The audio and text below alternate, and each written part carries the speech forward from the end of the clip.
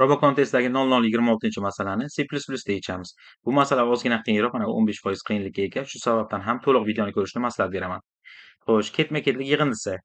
Endi tn bu yerda qarang, n kvadrat minus n minus 1 kvadrati. Snchi har bir t'larning yig'indisi. Bu yerda 1 bo'lganda 1 ni qo'yamiz va hisoblaymiz, bu yerga qo'yamiz. 2 bo'lganda n joyga 2 ni qo'yib hisoblaymiz va bu yerga qo'yamiz va hokazo to n gacha.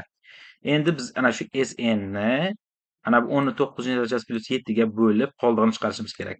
Mana bu yerda bir nechta test berilishi mumkin. Masalan, 2 bo'lsa, 2 ta test va 2 ta n berilyapti va har bir n uchun shuni hisoblab, ana Sn ni hisoblab bu yerga chiqarishimiz kerak.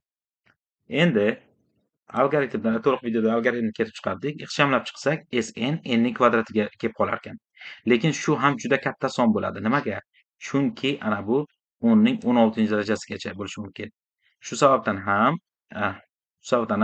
boshqa bitta algoritm ishlatishga to'g'ri keldi. Demak, q teng n kiritilgan n ni bo'lamiz m ga qoldig'ini olamiz. M bu 10^9 plus 7.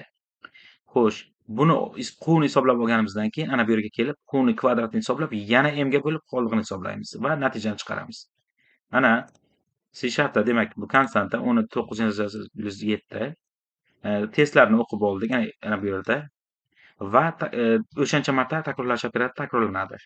Endi o'zgaruvchilarni e'lon qilib oldik long tipida, chunki juda katta son dedik va ana n ni o'qib oldik. Endi har bir n uchun n ni m ga bo'lib, m ana bu konstanta m ga bo'lib qoldig'ini hisoblaymiz. Mana algoritm bo'yicha n ni m ga bo'lib qoldig'ini hisoblab q ni. Endi nima qilamiz? Q kvadratni yana m ga bo'lib qoldig'ini hisoblaymiz. Ana natija nimaga teng bo'ladi? Q kvadrat, ana q yana m ga bo'lib qoldig'ini hisoblayapmiz mana bu yerda. Va natijani chiqaryapmiz har safar, har siklda. Ana accepted bo'ldi. Bu degani to'g'ri degani. To'liq videoni ko'rish uchun havolaga bosamiz.